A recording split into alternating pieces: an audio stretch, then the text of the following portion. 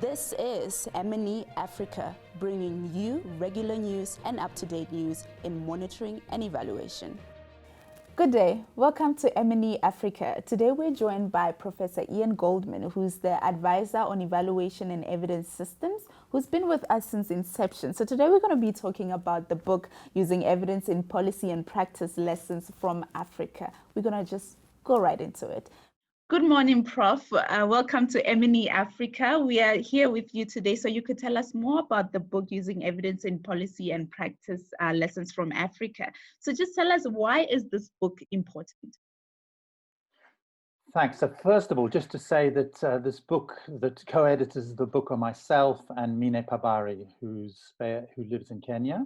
And why is the book important? I think it's because it's helping us to become more conscious of how we can use evidence more effectively to inform policy and practice, whether that's M&E evidence or other sources of evidence, to become much more purposive in that process. Right. And what makes it different from all the other books that are out there? So I think there's a sort of quite a simplistic view about what we need to do about getting evidence used. One is, on the one hand, we need to work with champions.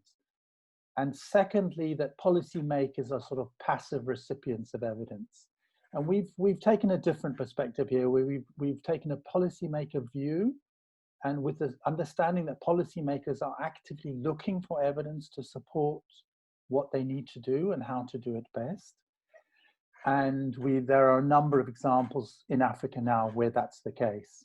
We've taken African examples. So this now provides examples that can be used for training and advocacy on the continent, and as well as meaning that we're getting an African voice into the literature, and it's not just Western voice. Another point, I think, is people get very focused on the type of evidence. We've used different examples of evidence, different types of evidence, ranging from evaluations, research synthesis, citizens engagement. And we focus rather on what process happens to encourage use, regardless of the type of evidence. And I think another element that we add is it brings in an analytical framework to look at evidence use, which helps us to be much more purposive in our thinking about how to encourage use. Awesome. So when you were thinking about evidence use, surely you were thinking about a number of people. You mentioned policy decision makers as well. So who are the target audience? Who should be reading this book? Who is it that this book would really influence and impact? So we're intending it for people in government as one category. Probably, maybe senior policymakers who are involved, either very interested in evidence issues or actively involved because they run planning and monitoring and evaluation sections, for example. We know that some of the content people may only read the summaries. We've done summaries of each of the chapters to help people. And obviously there's a summary chapter at the end and the lessons chapter at the end, which some people may concentrate on. We've intended it for practitioners, and so practitioners may read the cases that are most relevant to them, but again, they may read the introductory chapters which give the background, the analytical framework, etc., and the summary cases. And we've written it for researchers so they can understand better the role they can play in supporting the use of evidence and realizing it's not necessarily the primary role, it's an important role. And lastly, academics and trainers, how they can draw on African examples and lessons to use for training, to use for policy processes that they're supporting in Africa. Yeah, and what are some of the, what is the aim that readers can get out of the book? I know you've mentioned that so far we've done webinars. There's been a couple of one and successful few as well. So, I'm sure there was some type of feedback that came out of those webinars, and you can shed some light on that while you tell us what the readers can expect from the book.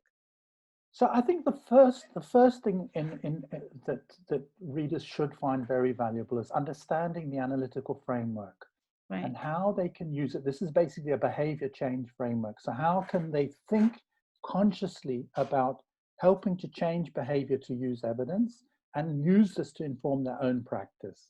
Secondly, one of the important messages that comes out is about context, the importance of context.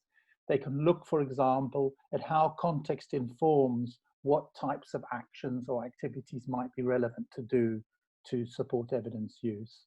And a very important one is we want people to start, instead of people typically, when they think of evidence, they think about, oh, I need to do an evaluation, I need to do monitoring, I need to do research, I need to do research synthesis. We want people to start thinking about what are the evidence use interventions they need to apply to help make sure that evidence is likely to be used, and to use this in a very conscious way, thinking through how they build the capability, the motivation, and the opportunity of managers to use evidence in their work. Awesome. And are there any other resources that are linked to the book, Prof?